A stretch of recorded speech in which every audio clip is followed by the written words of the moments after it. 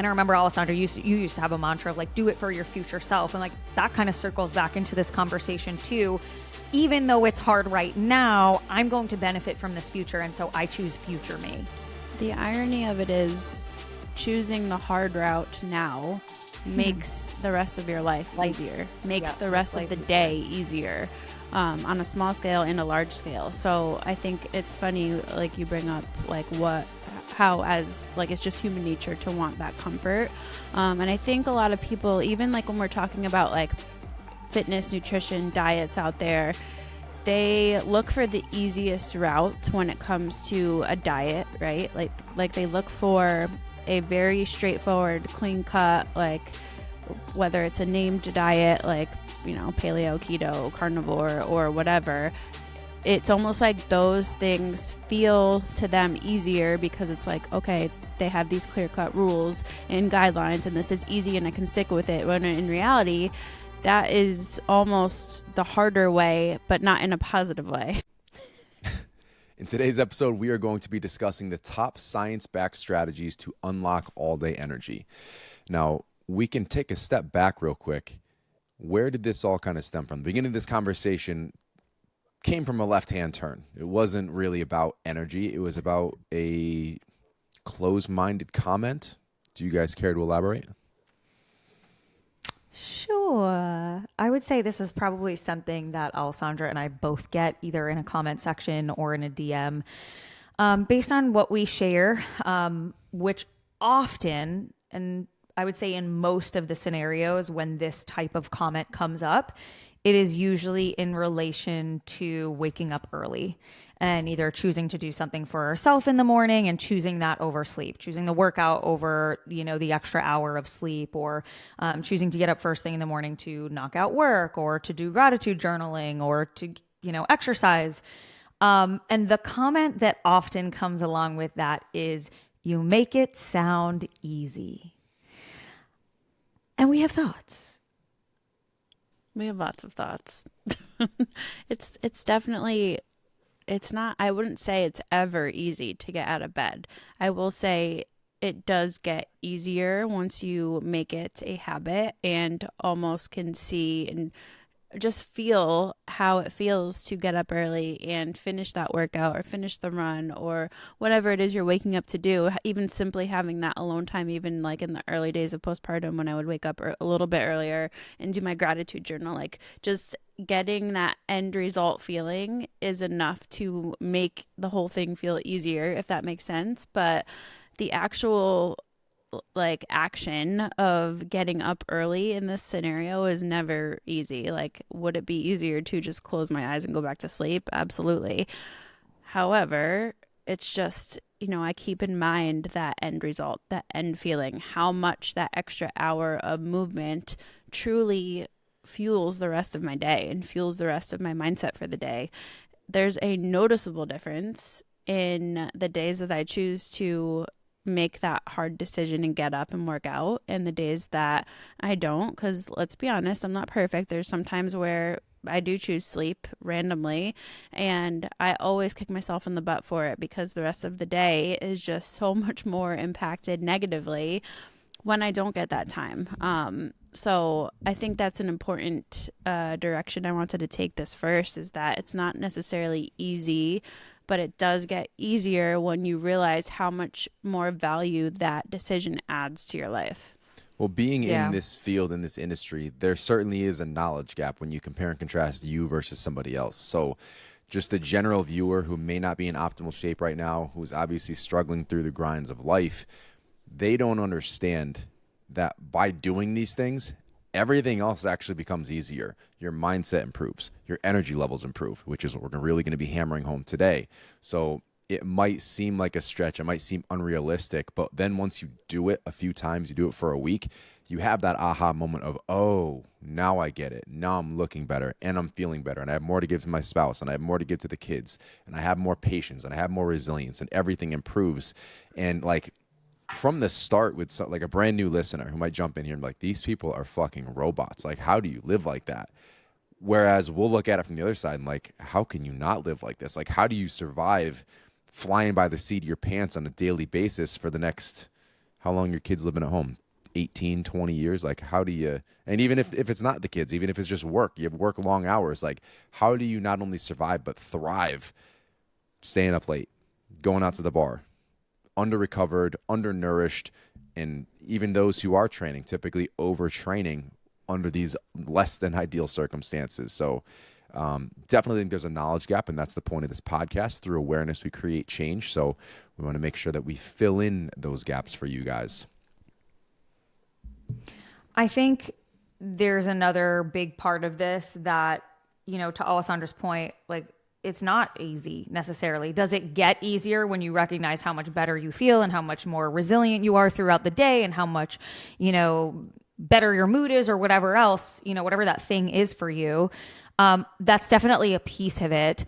I think for us, the other piece is like, yeah, it's not easy, so we choose the hard way, because we have seen time and time again that our lives benefit, our business benefits, our physiques, our health, our families, etc., benefit when we choose hard. And transparently, that's not a majority decision that people necessarily want to make. I'm not going to put myself outside of this. Like, we as a society, we as individuals, we love comfort. Like, who wants to be uncomfortable? Like, typically we don't want to choose discomfort. We don't want to typically choose the hard thing. It is human nature to find comfort in things and to seek the easier way, to seek the path of least resistance. And I think especially now where everything is so easy. Like, you want to find information, you find it at your fingertips on your phone. You want groceries, you could get them delivered at your door. You need a ride somewhere, you call an Uber to your house. Like, everything is so easy and so accessible to us that I think in a way it has also just made people more comfortable with being comfortable and like more comfortable with not being inconvenienced. And I'm okay with inconveniencing myself and like sacrificing the comfort of right now for the future comfort that I'm going to feel, either in the short term of just the span of that day, or the future of like how I know this is going to affect my health in the future. And I remember, Alessandra, you used to have a mantra of like, do it for your future self. And like that kind of circles back into this conversation too. Even though it's hard right now, I'm going to benefit from this future. And so I choose future me. The irony of it is choosing the hard route now makes the rest of your life easier, makes the rest of the day easier, on a small scale and a large scale. So I think it's funny, like you bring up like how as like it's just human nature to want that comfort. And I think a lot of people, even like when we're talking about like fitness, nutrition, diets out there, they look for the easiest route when it comes to a diet, right? Like they look for a very straightforward, clean cut, like whether it's a named diet, like, you know, paleo, keto, carnivore, or whatever. It's almost like those things feel to them easier because it's like, okay, they have these clear cut rules and guidelines and this is easy and I can stick with it. When in reality, that is almost the harder way, but not in a positive way. Am I making sense here? So like the way we teach and educate our clients about nutrition at Levolution is, you know, it might not at first feel like the easy route because it feels like you have such a big long road ahead of you. But at the end of the day, we're actually looking to make it the easiest possible route while still encouraging you to make those hard decisions. Does that make sense? It does. And I think with you, like actually talking about how we make it easier, Joelle brings in the mantra of choosing hard. The fact that those two things actually make sense together in like improving your life and improving all these things we're talking about, it sounds a little ironic, but the idea is, based on what Joelle was just talking about, everything has gotten so convenient, so easy, and that is the natural human default. What is the path of least resistance? How can I get this in the fastest method possible and exert the fewest amount of calories? Like, that's just survival 101. So in the mantra, the spirit of the mantra, choose hard, we actually have to go out of our way to choose something difficult, to continue to challenge ourselves so that we can optimize the other areas, because it gets to a certain point where we have absolutely no mental or physical resilience because everything is so damn easy all the time. And now all of a sudden you're telling me I can't take a magic pill to look like a Greek god and perform like an Olympic athlete. Well, that's how the rest of the world works. Why doesn't it work for my health and fitness and my performance and my aesthetics and my love life? It just doesn't. So we make the active decision to choose hard, to go, you want to go super extreme, to do the cold exposure, to go do the cold plunge in 37-degree water. That's hard. It's a mental challenge. To get up at 5 a.m. to do the workout, that's a double hard. I'm prying myself out of bed and then doing something very difficult. It's a huge challenge, but you get through that and all these other areas improve because of that. So, hey guys, real quick. If you've been listening and thinking, I need to start doing something for my health, but I don't have time for a full program, that is literally why we built the SDE Method app. It's a fitness app made for real people with real lives. Busy parents, working professionals, anyone juggling 100 things. You can get a smart, effective workout in around 30 minutes, some even closer to 20 minutes, and log out knowing you made progress. You can finally take the guessing out of your workouts. We have workouts designed to be done at the gym or at home, and you get access to all of them when you sign up. As life phases change, you can pick a new one that aligns better with what you have going on right now. And one more thing, we are also qualified for HSA FSA reimbursement.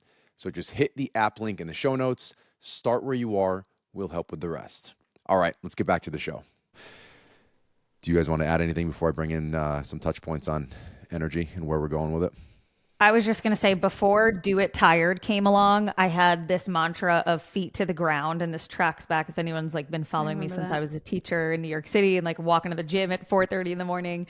I used to say feet to the ground because that alarm goes off at 4:00 in the morning, 4:30 in the morning. I taught high school, so I had to be at work at 7, right? So early start to the day if I want to get a workout in pre-work. And I used to say feet to the ground because that alarm would go off, and more than anything, it is so easy when that alarm goes off, as you know, to create a list of 1,000 reasons that you should just go back to bed. Oh, it's going to be a long day. Oh, I got to stay after school later. Oh, it's going to be a long day at work. Oh, I know I have a lot of meetings today. Oh, I am a little sore from yesterday. Maybe I should just get the extra rest. It's so easy to talk yourself out of it when that alarm goes off. And so I started just saying to myself, feet to the ground, because I knew that if I literally could just sweep my feet out of bed onto the ground, literally I would do this before my eyes were even open. Alarm would go off and I would immediately put my feet onto the ground, because I was once my feet are to the ground, I'm not going to lay back down. And sometimes people would be like, no, I would literally go turn my alarm off. And then people would be like, oh, I used to put my phone on the other side of the room or whatever, the alarm on the other side of the room. So I'd be forced to get up. And people would tell me but then I would shut it off and get right back in bed. I'm okay, well, you definitely have to have the discipline of okay, I'm not going to go back to sleep after that. But I found that physically putting my feet to the ground before, moving my body before my mind could literally talk myself out of it, because it's very easy to talk yourself out of it. So if that one resonates more for anyone, feet to the ground before your mind, convinces you otherwise. No, it's a brilliant hack. And I used to, when I was still coaching, I was talking to clients about this. It was feet on the ground and chug the glass of water. Because like you said, you can walk across the room in zombie mode and keep your eyes closed, shut that off and get right back in bed. If you can get that glass of water, that chug, you actually kind of start forcing yourself up, and then you go to the bathroom and you wash your face, you brush your teeth, and then the day started. And once you've gotten through that fog, you're good. You're actually, more often than not, even if you are prying yourself out of bed, once you're out and you've done something, you're not that tired. If you've gotten a good night of sleep, you're not tired. It's just, I'm so comfortable. I'm already still kind of asleep. It would be nice to just snuggle back up and pass out. So adding a mini action there has been super helpful. So there you guys have it. And this is me too, I haven't been doing this. So feet to the ground, chug a glass of water, and get the hell up, because it does not work getting up 30 minutes before the kids. It's I think useless. somebody created, I saw an ad for this a long time ago. Somebody created an alarm clock, I think, that was a mat that it would literally make you put your feet on it and put weight on it, so you had to physically stand up on it to turn off the alarm. That's really and smart, it reminded actually. me of that. It is really smart because it's the same concept here, but you actually had to put weight on it for your it was an something. annoying sound too, so it was an annoying sound. I have to stand up Once I'm standing, then, I mean, like you said, Joel, some Yeah. people sure are going to lay back down, but most of us, like, you're awake at that point. You're better off just getting up. So just a fun fact. Maybe it's still out there, maybe not. I don't know. But I will say, I don't know if y'all typically get up at the same time, but like if Brant and I are working out in the morning, both our alarms are set for 5. And if one of us chooses to stay in bed, it is so much harder. Like if one of us stays and we're like, I'm gonna just take the extra hour or whatever, it is so much harder to get up. There's something about like both getting up together in that moment and being zombies brushing your teeth together that you're like, all right, at least we're in this shit together. It's accountability. yeah. All right, guys. So obviously a huge component here is just having the energy to get through the day, to perform, to do well at work, in the gym, improve our health, do all the things. So where exactly does energy come from? A few main components here, starting with mitochondrial function, and this is energy production at a cellular level. Mitochondria are the organelles inside your cells that take food and convert that into ATP, the chemical energy that your body runs on. Now, if your mitochondria are damaged or inefficient, too few in number, your body cannot produce enough ATP. So that's when we start feeling the physical fatigue, the mental fatigue, poor recovery. So in short, more healthy mitochondria equals more usable energy for your body and for your brain. Next up, we've got circadian rhythm. We've talked about this a lot when we go through, our morning and evening walks. So these are the natural energy peaks and dips that happen throughout the day. How it affects your energy, your circadian rhythm is what schedules your natural energy waves. So cortisol rises in the morning to wake you up. Alertness naturally peaks mid-morning and early afternoon. Melatonin rises in the evening to prepare you for sleep. Now, if your circadian rhythm is disrupted, so late nights, inconsistent wake times, poor light exposure in the morning, your brain gets bad timing signals. And this is where we start to feel tired and groggy at the wrong times, where we're, wiped out in the morning, but we're wired at night. It's not necessarily that you're a night owl. It's just your circadian rhythm is off. Inconsistent focus, mood swings, brain fog. Now, poor sleep quality then amplifies the next day fatigue, and it is this vicious cycle. In short, on this one, a strong circadian rhythm equals predictable, consistent energy rises and falls. Next up here, we have neurotransmitters. So these are things like dopamine, serotonin, how those affect your energy. Neurotransmitters, excuse me here, are tied to energy. They include, again, dopamine, which is going to be motivation, reward, drive. Norepinephrine, alertness, focus, wakefulness. Serotonin is your mood balance, sleep regulation. Those imbalances are going to be due to chronic stress, poor diet, overuse of stimulants. So we're trying to combat the low energy with the pre-workout that's got 350 milligrams of caffeine, with 11 coffees, and so on and so forth. The result of all this, low dopamine, is procrastination, lack of motivation.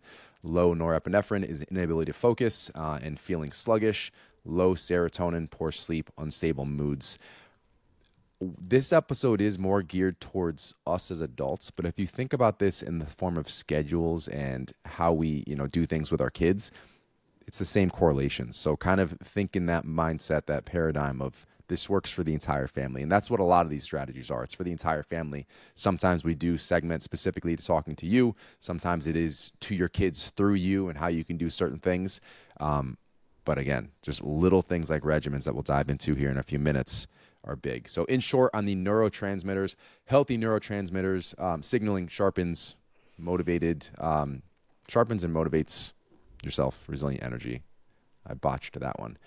Next up, glucose management. So blood sugar is the key to sustainable energy. Now, how it affects energy? Your cells use glucose as one of their main fuel sources. Blood glucose needs to stay in a stable range and not spike too high or crash too low. Poor glucose control, which is the big spikes and then crashes from those high sugar, high carb meals, processed foods, skipping meals. So it's not just, the consumption of a ton of carbs. This destabilizes your energy levels.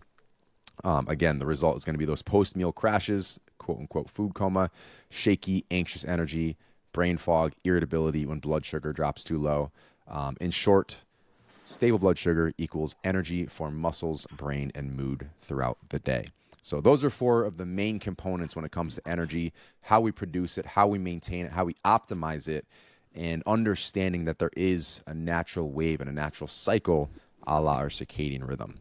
So we will dive into how to optimize with specific strategies anything you guys wanted to jump on right off the bat?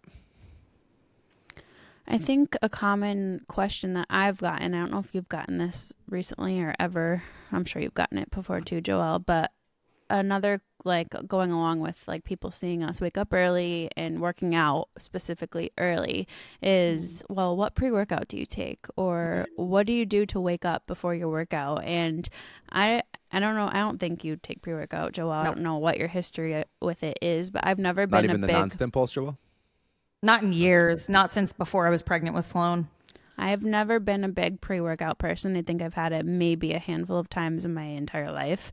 And that was like way back in the early days of fitness. But I don't know, what would you say to someone who says they feel like they need pre-workout before any morning workout or any workout in general to have a good workout?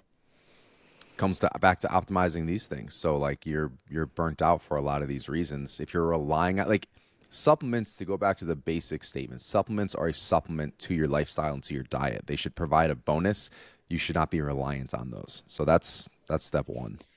Yeah, I would say if you still want a pre-workout because there's a piece of it that just feels like routine, it feels like you're getting in the zone, but like sleep is optimized, nutrition is in a great place, you're eating enough carbs, you're getting enough sleep, and you want to take a pre-workout, fine. I wouldn't use pre-workout as your, oh, I didn't get enough sleep, and on those days I try to take pre-workout. I wouldn't use that as your sleep crutch per se, or substitute that for getting enough carbs or getting enough sleep. But like, I don't care if someone wants to take a pre-workout. There's a lot of great ones out there. For me personally, like if I were to take a pre-workout, I would use a non-stim, which at that point, like it's not actually giving you energy. It might be helping you get a nice pump, which like feels good in the gym, but it's not actually really giving you energy the way a stimulus pump is going to give you. And for me, if I'm going to have caffeine, I'd rather have it from like my matcha or a cup of coffee occasionally, than getting it from a pre-workout powder. So for me, I don't really feel like it's like a something that I personally want to use all the time.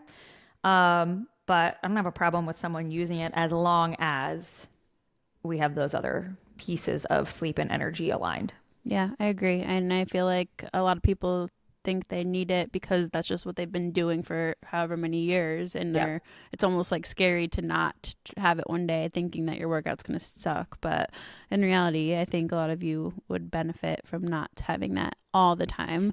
But I'm the same way. Like coffee, like I enjoy coffee, but I'm not going to drink my coffee at 4:30 in the morning to give me energy for my workout, because I like to like sit and enjoy my coffee, not like slurp it down. I also think that part of the pre-workout thing is placebo. Yes. And I realized that once I started taking non-stim, because I was like, okay, like I'm jacked up. I got my pre-workout. I'm like, this is a non-stim. Like you're not jacked up from this pre-workout, but like there is something about it that might just like mentally feel like it gets it's you like in a the ritual. zone. Right. And at that point, like use a non-stim then, so that you're not pounding an extra 300 milligrams of caffeine at 4 a.m. Mm-hmm. Yeah, so let me tell you exactly how not to do this, because this is what I did all throughout college. Was a heavy drinker. Jack 3D. Jack 3D, like, oh my god. Chased it with Jack Daniels. Probably. Yeah, pretty much. I chased the Jack Jacks. Daniels with the Jack 3D. My two best friends, the twins, Jack. Jack and Jack. Yeah, so we were drinking 4 to 5 nights a week, like heavily, not like casually, a few beers and shots. Like it was basically blacking out and browning out 4 to 5 days a week. Parties at least twice a week we would throw. And I would be like, I was a trainer at this point in time. So like aesthetically, I looked the part. Internally, this is when my insides were melting. I was developing Barrett's esophagus and like literally dying. So I would be like literally blackout drunk, crash at between 2 and 3 in the morning. I would be up by 5 o'clock many of these days. So I would be taking the pre-workout to function, to get to the gym, train a client, get a workout in, train another client. Like I was reliant. So we talk about using supplements to supplement your diet and your lifestyle and not to be the thing that you rely on. I abused a lot of things, but I abused the pre-workout and I lived off it. And even as shitty and as scammy, as red flaggy as Jack 3D was, they at least had a warning on the bottle that said, don't use this more than 4 days a week, and don't continue to max out dosage, and also don't take any more stimulants throughout the rest of the day. Well, and also just don't do whatever Josh is doing is what don't do whatever I'm doing. Said. So it was the full 3 scoop serving, 7 days a week, plus 1 to 2 cups of coffee. And that was after a handle of vodka or a 30 rack of beer to my, like, not sharing, that was mine, or a handful of beers and a bottle of vodka myself. Like, that was my lifestyle. Like, it wasn't. I'm glad you're not sitting here wondering where the Barrett's esophagus came from. There are no questions. There are no questions. This was not this was not genetic. I did this to myself. And again, for those of you who might be tuning in for the first time, I'm actually very grateful for that journey. I wouldn't be here without learning all the hard lessons and the hard truth that I learned. I wouldn't have the passions that I have. So you don't have it anymore. I don't. I'm clear. Which. Yeah, I'm Can cleared. I ask you a question that I've never asked you before as we're on this topic? Would you have, like, looking back, would you have said that you were an alcoholic?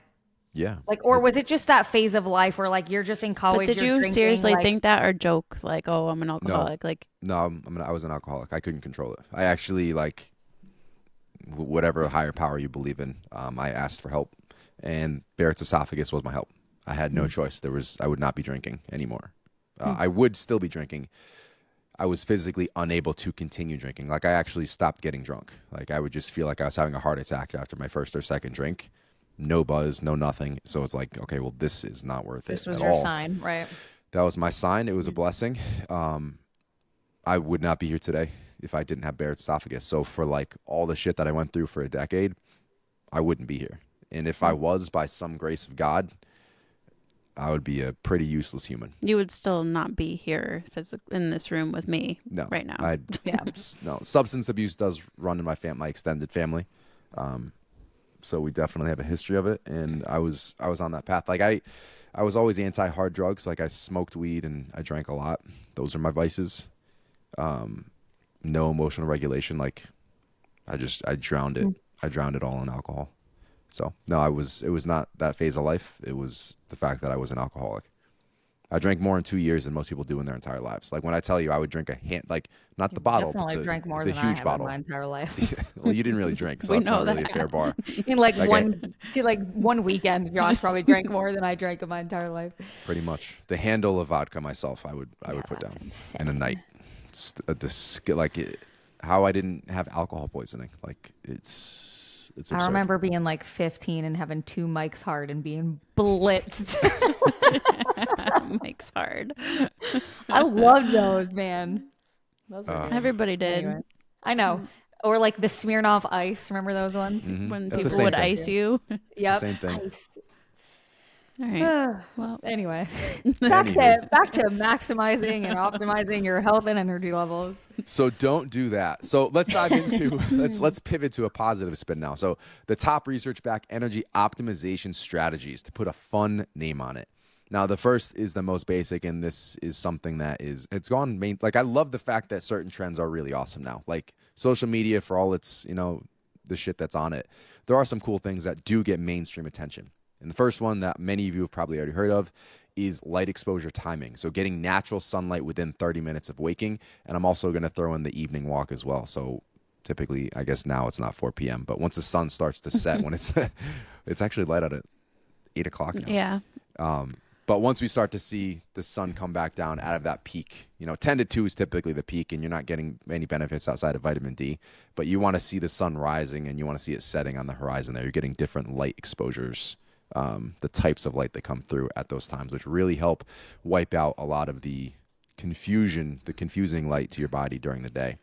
So before you move on, and I don't know if you're elaborating on this, but a question that we get a lot is, well, what if I can't get out in the morning first thing? Or what if I wake up and it's still pitch black out and then I have to go to work and the sun's not coming up until I go to work? So, like, let's speak to those people. What can they do to maximize their light exposure if their mornings are very busy and limited as far as being able to get out?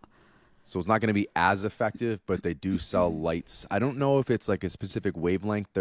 They are just super bright lights, which in and of itself is going to be helpful to an extent. But there are some quote unquote natural artificial lighting. It sounds Like ironic, but I think they're like happy lights and like yeah, there are some yeah. things. I don't know how something like red light compares because I know there's a big wave of red light therapy right now. I don't know if I don't So think that that's that's the yeah, same typical. I don't think that that's different the type benefits. of light exposure you're looking for. But there are lights that you can buy that are supposed to allegedly elicit a similar type of circadian rhythm light exposure. So with that too, the red lights that like, so don't go on Amazon or Google red lights and be like, oh my God, these are $3,000. What are these guys talking? Like the circadian rhythm regulating ones that are they're way less expensive. The red light, that's a specific therapy. They are very expensive. That's something that's on my vision board. I'd love to have one. That's not currently on our biohacking protocol list because it's just not in the budget at the moment. Light therapy. Yeah, I think Juvie's a big one. I think For Coach red light. Alex doesn't Alex do red light therapy? Yeah, I think so. I think you can go to places now for it too. Yeah. But to circle back, so come back if you can go for the walks, if you can regulate it with a cheaper one off Amazon. So what we're trying to do is anchor our circadian rhythm and boost those early cortisol peaks. What this is going to do is reduce that mid-afternoon energy crash by aligning your biological clock. How does this work? So specialized cells in your retina, IPRGCs, detect early sunlight, and those send signals to your suprachiasmatic nucleus, SCN, which is the master clock in your brain. This triggers a cortisol spike in a healthy, natural way. Again, morning cortisol is a good thing. It sets your circadian rhythm properly, leading to higher energy during the day and deeper sleep at night. So the morning sunlight is going to help optimize your sleep. This does this by also regulating your melatonin production. So melatonin does get suppressed in the morning and it's produced later in the evening. Without this signal, your internal body clock drifts, leading to that brain fog, low energy, and poor sleep-wake cycles. For those of you who are getting out and doing the walk, don't put sunglasses on. Like, as we just said, this is coming in through your retina. So unless it's needed for eye health, like keep them off. We're trying to get that stuff in. Was there something else you were jumping in with? No. Any strategies for those who want to do the morning walk, it's on the table, but just kind of structuring tips for setting up your morning for that. What's a good way to make it efficient? That we do it at the same time every day. So for us, what that looks like is once the kids get up, I'll feed Wes. Kai will get dressed. Cora will just get up. She doesn't get dressed. That's the first thing that we do. So we don't have breakfast first. We don't do anything else until we get our morning walk in. And I think keeping it as the first thing has really helped us be consistent with it because there's always time for it when it's first. And ours is not very long. It's max 12 minutes. Maybe we just go to the end of our road and back. So it honestly probably takes longer loading the kids up in the stroller than it does the actual walk. But by keeping it first, that always it ensures that it gets done. And I think it's something that they also just have really gotten in a routine with and enjoy. Like the days that if we'd miss it, like you could tell like it throws them off a little bit too. So we try to do that before breakfast, and I think that helps a lot. That is I want to highlight. Go ahead, Joelle. I want to highlight something just real quick that you said, only because it circles back to kind of the beginning of this conversation. You said if we do it first, we always have time for it. Mm-hmm. Exactly that. Full circle. Full circle moment comes back to if we do it first thing in the morning, we always have time for it. And how many times have you said, like, I know you and I have both done this, Alessandra, where we're like, oh, I'll take the extra hour of sleep and like, I'll do it later.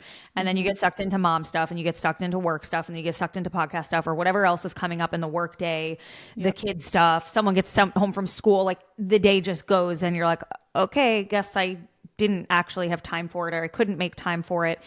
If it gets done first, then I always have time for it. And that is a big part of why we choose hard first thing in the morning. Yeah. And we do this with Kai. That like sounded Kai's dirty.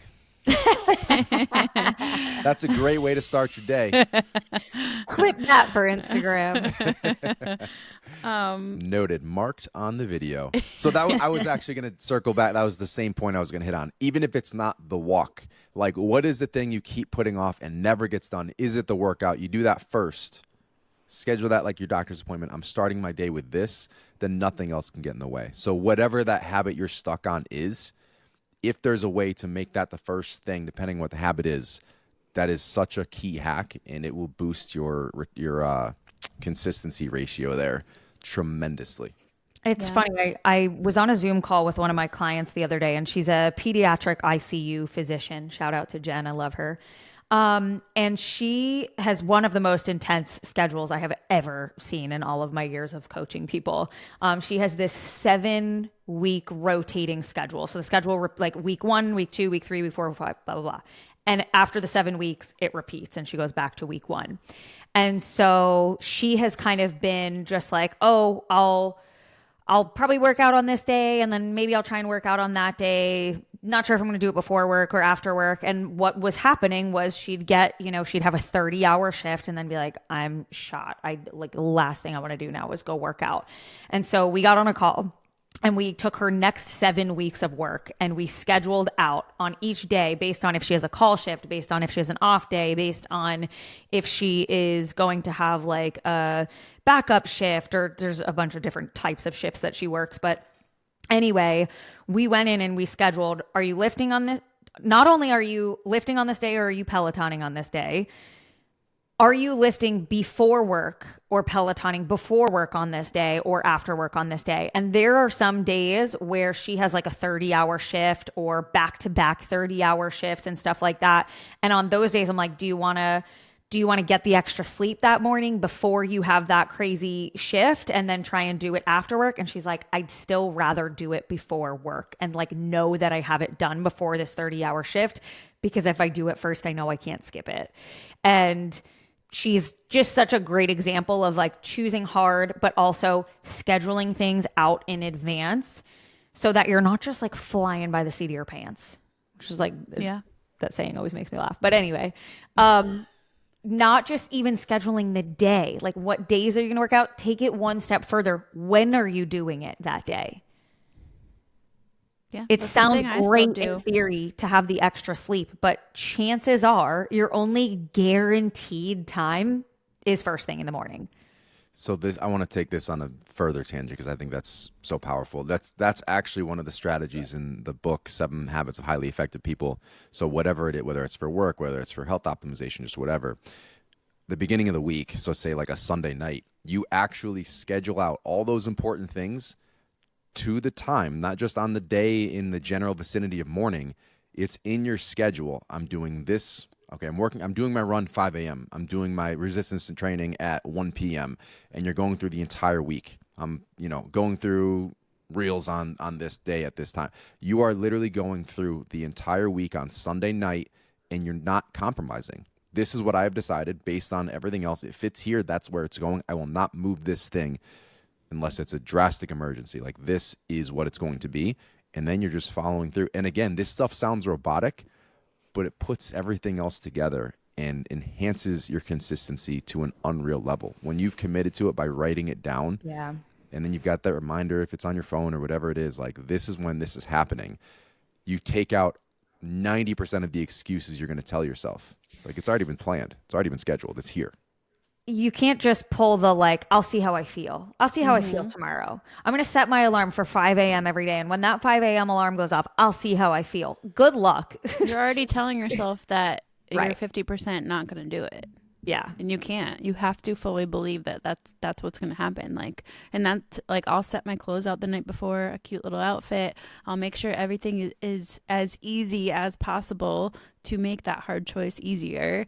And it really does make a difference, because like when my clothes are out, my alarm is on, everything's ready. I have my little, I'll put my pre-workout in the bathroom just to make it like I'll eat it while I'm getting ready. Because when I do that, the chances of me actually getting up are so much higher. So I think this is such an important take. And the writing down the workout thing, scheduling it out, has been something I've done for years too, through many different seasons of life. And you could argue like, yeah, now you guys have more flexibility. You have the gym at home. You work for yourselves and all these things. But I used to do this back when we had a full-time job, and I still do it now, even with the flexibility, because like you said, Joelle, shit comes up during the day. Right. So if I can sit down, and especially when I'm getting back into running and lifting, like that's another question I get is how do you make time for both of those things? This is how I make the time. I look at my week and I figure out which days are either lighter workload or maybe we have my mom here to help us, and I schedule that stuff out to make sure that I fit it all in because it's important to me, because that is my goal, because I know that it makes me feel my best as a mom, as a business owner, as a wife, as all the things. So regardless of what your situation looks like, schedule it out and pick the times that you know is a guarantee. And oftentimes for a lot of us parents, it's going to be early in the morning. Listen, if you're tired of the all or nothing cycles, the diet starts Monday, the I know what to do, I'm just not doing it feeling, we should probably talk. Our one-on-one online coaching isn't just about workouts and meal plans. It's about building something that actually fits your life. No cookie cutter templates, no guilt, just real coaching and real results. Plus, we've got a pretty big team, so we can even pair you with an expert who actually understands your lifestyle because they've gone through it too. If that sounds like what you've been missing, check out the link in the show notes to apply for coaching. Then we'll send you the link to book a free, no-obligation consult call with our team. There are no hard closes. We won't even take your credit card over the phone. You'll get the details to sign up on your own time. And more good news, we are in fact qualified for HSA FSA reimbursement. One last thing, we even offer a 30-day money-back guarantee, so you have nothing to lose. What are you waiting for? Spots are limited, so apply today. All right, let's get back to the show. So I'm usually the one who brings the heat, but Joelle had it pre-up. In the episode warm-up, Joelle was bringing the heat for this topic as far as choosing hard, making it happen. What? Yeah. Just decide not, you don't want to run with it? What am I running with? I don't want to put words in your mouth. Was I using profanity? Yeah, it was great. It was glorious. You guys have never heard Joelle swear. It was wonderful. That's because Brant has created a no cursing online policy for me. We have a no politics in business policy and a no profanity, and Josh doesn't follow that rule, obviously. But I don't follow the rule. There was one reel we posted. I forget which one it was. Unfuckwithable. Oh yeah, Brant approved, but that was the one internet. The one internet Joelle potty mouth word. Yeah. I don't even think we bleeped it, did we? No, we didn't. No, you said it straight up. No wonder Brant's not on Instagram anymore. I overruled. That was the final straw. I can't deal with this lady. I to be honest, I don't even remember what I said. I told you to bottle up that passion and save it. I know. You I'm sorry. I don't remember. I did want to make another point though on this topic. Ahead. So just make it angry. You brought up Alessandra, you brought up especially parents and how, like, especially for parents, you can kind of get caught up in the chaos of your day, especially if you're working, you're taking care of kids, just chaos and craziness. But it was making me think about how there are likely things that parents do every day that are some sort of metric of trying to make their life easier, trying to make tomorrow easier. And I think about, like, you know, on a Sunday, let's say, because we're recording this here on a Monday, on Sunday, I'm packing Sloane's lunch for school for Monday.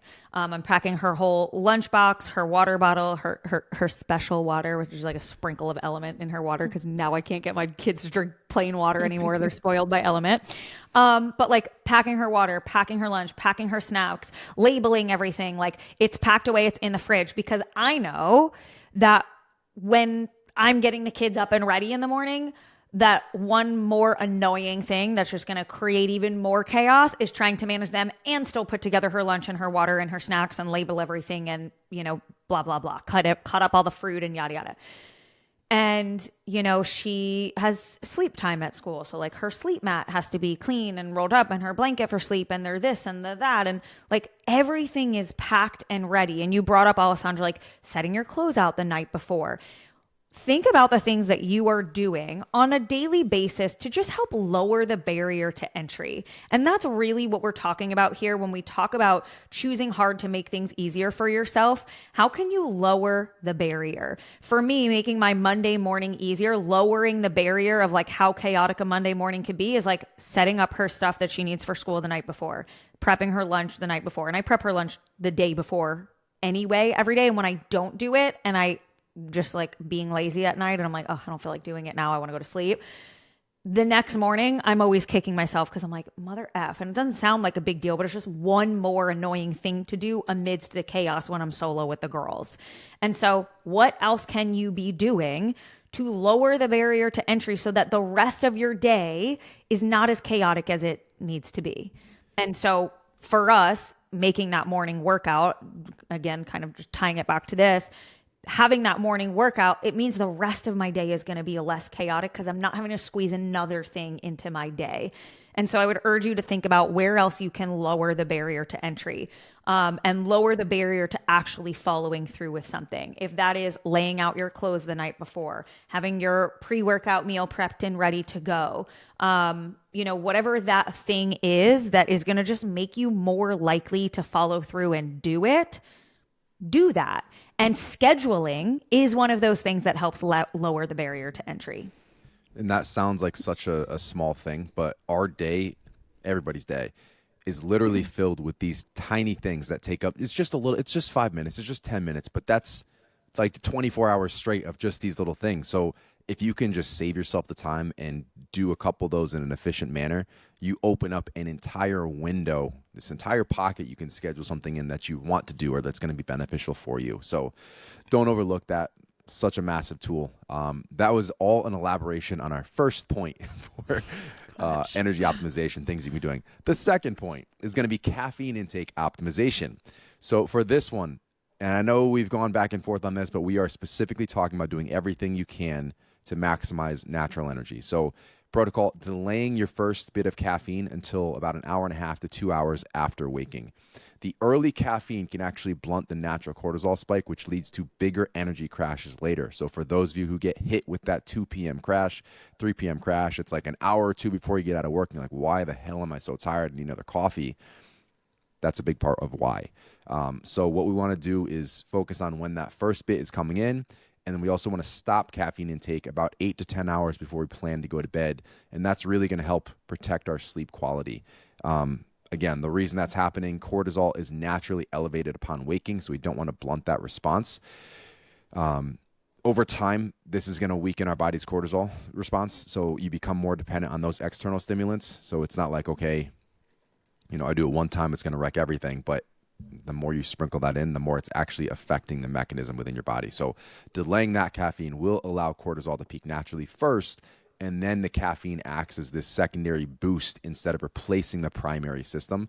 And what's going to happen is you're going to notice this smoother, longer lasting energy arc throughout the day without these, steep spike crash with the stimulant and coming back down, stimulant and coming back down.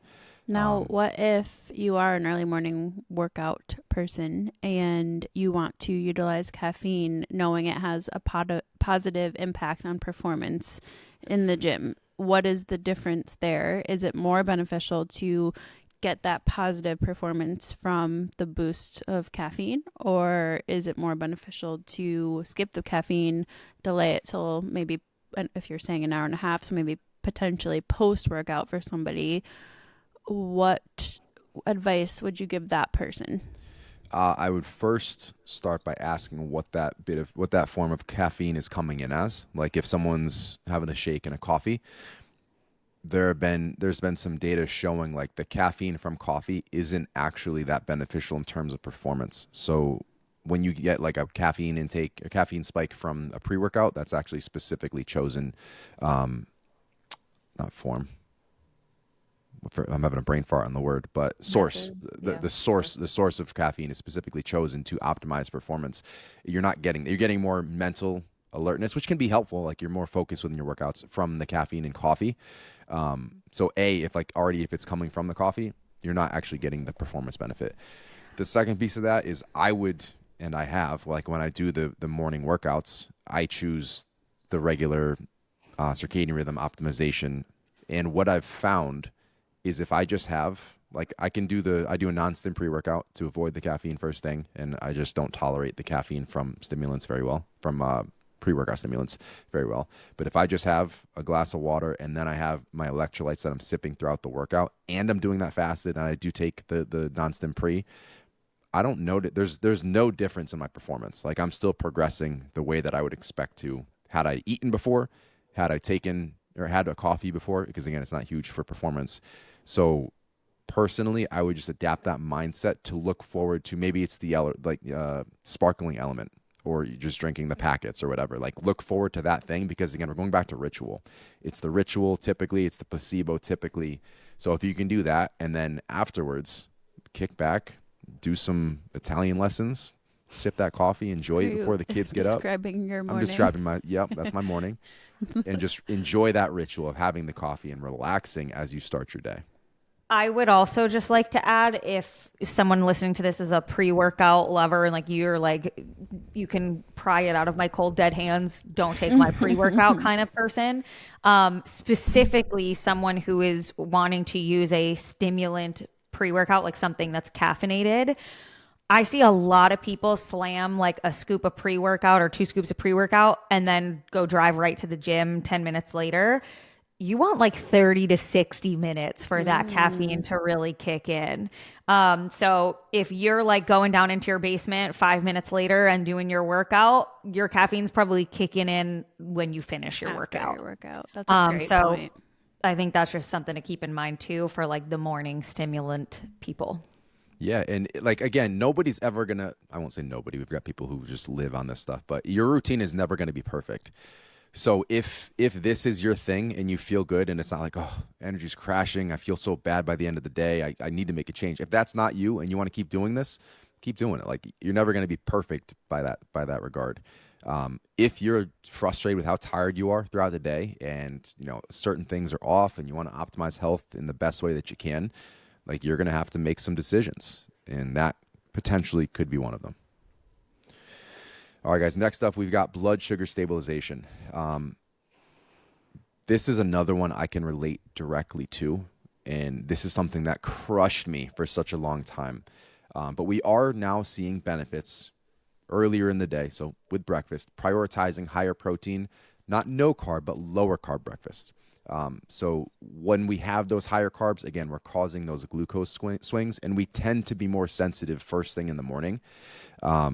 So focusing on prioritizing, again, not a no carb, but a lower carb and higher, 30, 40, 50 grams of protein breakfast can be beneficial. Now, the mechanism there is, again, those high carb meals spike blood glucose, sharp insulin release, glucose crash 1 to 2 hours later, feeling fatigued, hungry, irritable. For myself personally, I don't even make it the hour. Like I notice if we want to have a fun breakfast out, if I want to do pancakes, if I want to do Belgian waffles, whatever, even with my eggs, like if I go above that 75 gram of carb threshold, I feel like garbage the entire rest of the day. Now, I am absolutely more sensitive than most.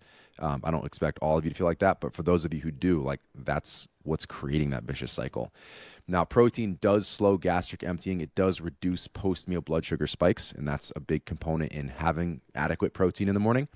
And stabilizing those glucose levels prevents rapid fluctuations in blood glucose and insulin, maintaining steady cellular energy delivery via the ATP production to brains, to muscles. So blood sugar stability is going to create consistent mental clarity, physical stamina, emotional steadiness.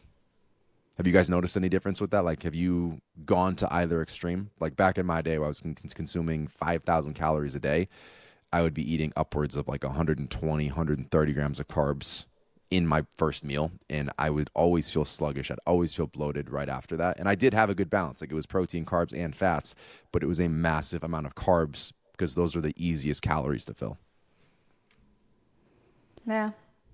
I would say I've noticed it, but not probably as extreme as what you're describing, because I don't think I've ever eaten that much in my life. Like I think of like yesterday, my parents had brunch and we had Belgian waffles, bagels, like a lot of more more carbs than I'm used to in one meal, and I definitely was just a little more lethargic and fatigued the rest of the day. But it wasn't like I've never eaten 5,000 calories per day purposely. And it's not fun. As fun as it sounds, it's not fun. No, it's a job. It's a full-time job to eat that much. But yeah, I would say on a smaller scale for sure. Yeah. Next one we got is actually becoming a bit of a trend at the moment, and that is movement microdosing. So these exercise snacks. Protocol example would be 2 to 3 exercise snacks, quote unquote, per day. They could last 2 to 5 minutes. It's just kind of general movement. What the science has found is these short bursts of movements actually enhance oxygen delivery, neurotransmitter activation, and mitochondrial efficiency. A couple examples could be, 20 air squats, a 1-minute plank, a 3-minute brisk walk, or a stair climb, something along those lines. And then again, we're kind of using those sporadically throughout the day. So as far as mechanism, these short bursts of muscular contractions increase the blood flow, they enhance oxygen delivery to tissues, and stimulate glucose uptake without needing insulin. Now, there has been some data showing, for those of you who are familiar with metformin, it's a diabetic drug, keeps blood sugar stable. I believe the protocol was 10 body weight squats post-meal, actually had a better effect on blood glucose and like blood sugar stabilization than metformin. Metformin is a very effective drug. It's pretty minimally expensive. It's very popular among quote unquote biohackers and longevity experts, again, quote unquote. But 10 body weight squats after you eat is free, and it is actually shown to be more effective. It also activates AMPK, which is a cellular energy sensor. That AMPK activation enhances mitochondrial biogenesis. So your body literally builds more mitochondria, improving the capacity for energy production over time. The immediate benefit is rapid rise in norepinephrine and dopamine, which boosts alertness and motivation within minutes. So your microdosing movement is charging your cell's battery packs while sharpening your brain. Let's talk a little bit about microdosing, exercise, microdosing. Yeah, I want to talk about exercise snacks for a little bit, because this is becoming more popular. I want to make mostly two main points, right? We know ACSM recommends 150 minutes of like moderate intensity aerobic activity per week. 20% of people are meeting that guideline. I believe 20% of Americans are meeting that guideline. Even that's surprisingly high. So if we can limit, or rather lower, the barrier to entry, coming back to this, if we can lower the barrier to entry and say, hey, you could do 5 minutes of work, you could do 3 minutes of work, and that amount of exercise would still be beneficial for you. I think that that's helpful for people to hear, because again, you lower the barrier to entry and you give people that something is better than nothing mentality to break this, notion of like, oh, if you don't have time for an hour-long workout, it's not worth it. So when I talk about exercise snacks, at least from a research setting, we're talking about small but all out effort, like all out max effort, aerobic based exercises across the day. So you could think of this as something like 3 times a day or every hour on the hour, hard effort, stair climbing breaks. Maybe you work in an office. From what I can see in current research, the key takeaways are that it needs to be aerobic, must be super intense, again, like max high effort, hard, like think hard bouts of cycling, stair climbing, running. Like think of a sprint, like a max effort sprint. You could do that max effort sprint running. You could do that max effort sprint upstairs, stair climbing, cycling. But max effort, intense. So you could try, if you wanted to like take away something from this in terms of a protocol, you could try something like 3 rounds of 3 30-second all out efforts. And that's going to be less than 10 minutes spread across your entire day of a workout. That would improve cardiorespiratory fitness. That would decrease blood insulin, glucose levels, and even lipids, increase blood flow, and have a really positive benefit on the body by doing 3 30-second all-out max efforts spread across your day somewhere. Let's say someone is a super beginner and they cannot sprint with good form. They are not in a place to do that specifically. How do we lower the barrier for them? Would it be something like jumping jacks? It could be something like jumping burpees, jacks or that high intensity. Like something, I'm just trying to think of like, so I don't care what beginner. Yeah, I don't care what it is as long as it's max effort. And so like coming back to sprinting, I don't think that you need to be an elite level athlete to be able to sprint.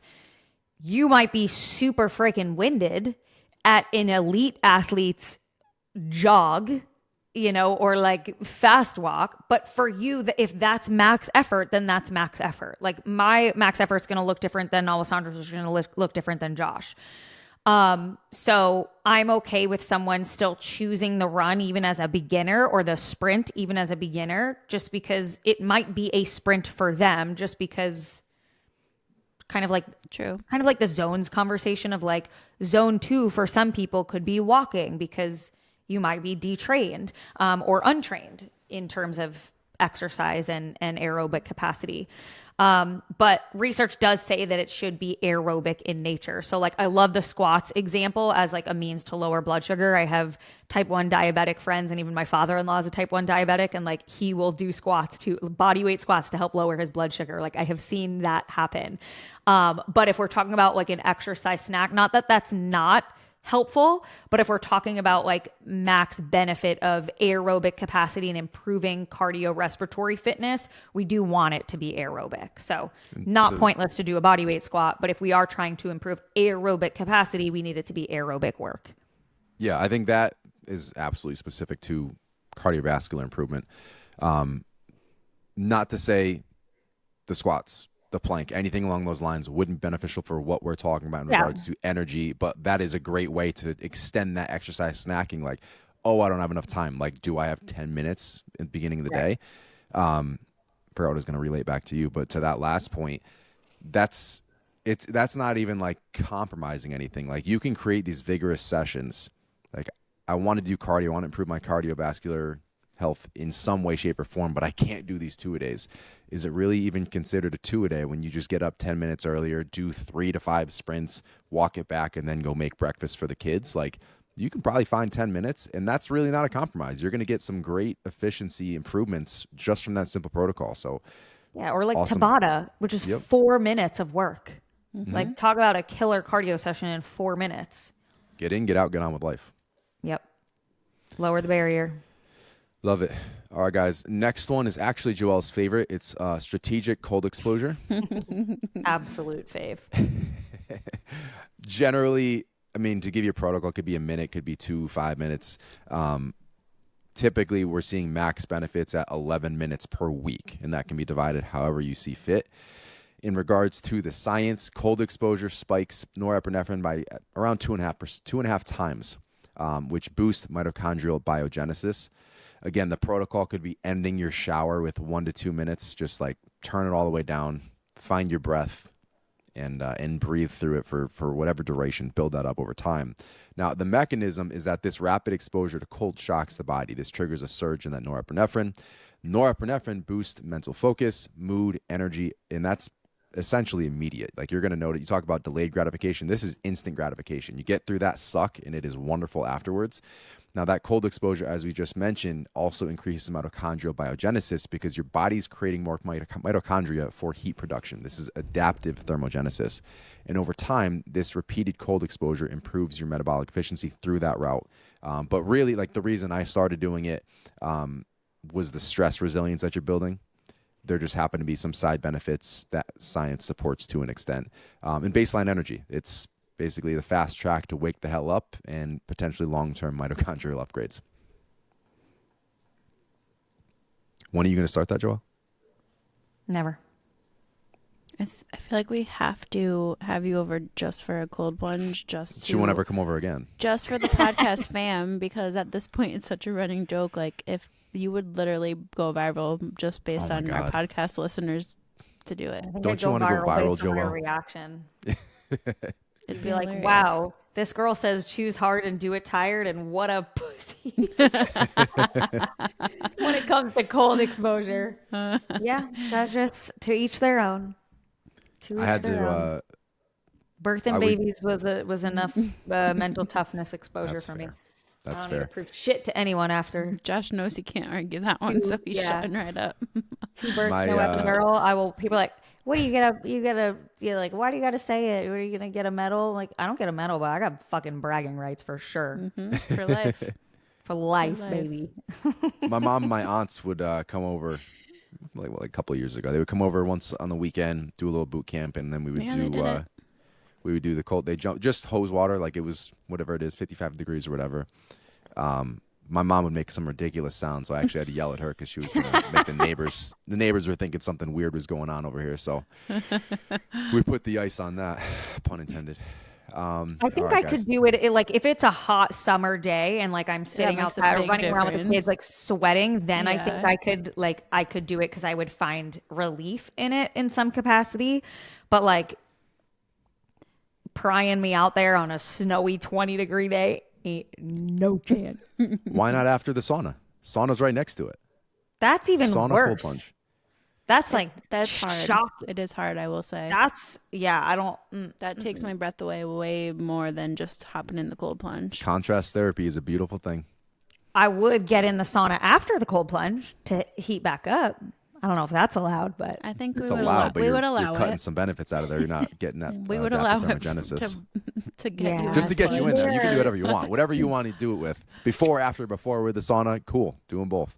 The scientific research would have to be so. I'm actually not even sure if there's any amount of research that could convince me, come to think of it. It would have to be so robust. It would have to be like how we know how bad cigarette smoking is for you. It would have to be like that level of, it is a simple equation. You smoke cigarettes, you're going to get cancer. Like that is how simple it would have to be outlined in the research for me for it to be like, oh, you cold plunge, you add 10 years to your life. Or like you cold plunge, you're guaranteed to never get cancer. Like it would have to be so overwhelmingly robust and extraordinary evidence in order for me to pivot to that level of. What if it was cold plunge twice a week, you never get sick? Like just like the flu and the cold. Just like guaranteed never get sick. Guaranteed. She's thinking about it. She's thinking about it. It's on the table. Because look at all the hell they've been through the last 3 years. That's why I'm asking.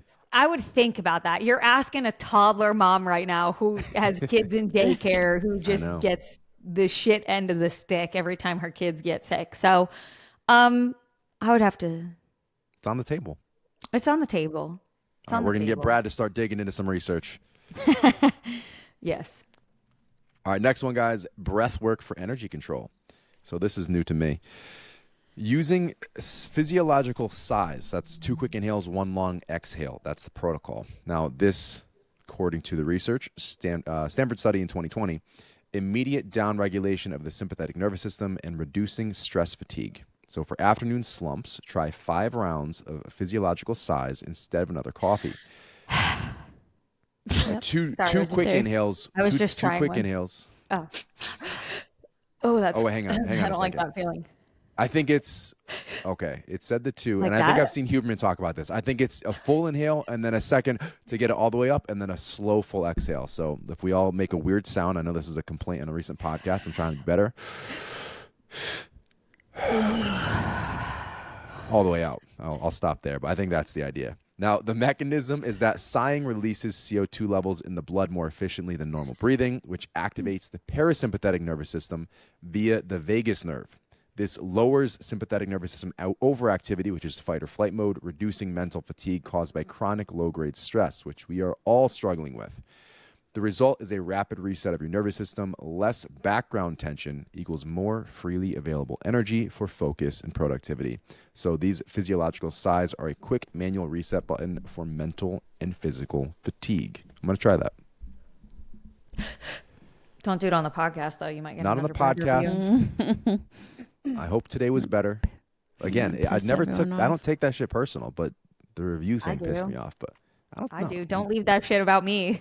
Just send it. Send me a DM. Send any for like 2 weeks. I'll be thinking about it. Dave sent the private DM. Love what you're doing. Would love to see, hear, view this. Cool. I appreciate that, man. We'll work on that. Right. You put a nasty review about your fucking opinion. You ain't helping nobody. Take that shit elsewhere. You just venting. Take that shit elsewhere. All right, guys. So rapid fire recap. Light exposure. Joelle? I guess my Where'd you camera go? just died. I'm That's assuming all my right. camera died. We'll listen to you. Bye. She's in the closet. I'm here. Light exposure within 30 minutes. So getting outside if you can. Open a window if you can't. Delaying caffeine about an hour and a half to 2 hours. High protein breakfast. Not a ton of carbs. Not no carb, but lower carbs a little bit for breakfast. Micro movements, those snacks. A couple different ways you can take that. A bit of cold exposure, whether it's an actual plunge or you just finish your shower with some cold water. Breath work, integrating that, and you're going to be in good shape. And again, guys, this isn't an immediate thing. Just focus on implementing these things over time and being consistent. So figuring out what this looks like for you specifically and work it into your routine. Make it unbreakable. We talk about setting habits, creating these tiny, tiny unbreakable chains that build momentum throughout the day. So the one I always default to is reading 2 pages before bed, because no matter how tired you are, limited on time you are, you've always got that 2 minutes. So take that concept into everything else we talked about. Make these simple bite-sized pieces where it's like ridiculous to skip, and that's how you create this habit. Once you get the habit down, everything else becomes a lot smoother. So choose one protocol today, commit to that for the next 7 days, and watch your life transform. Through awareness, we create change.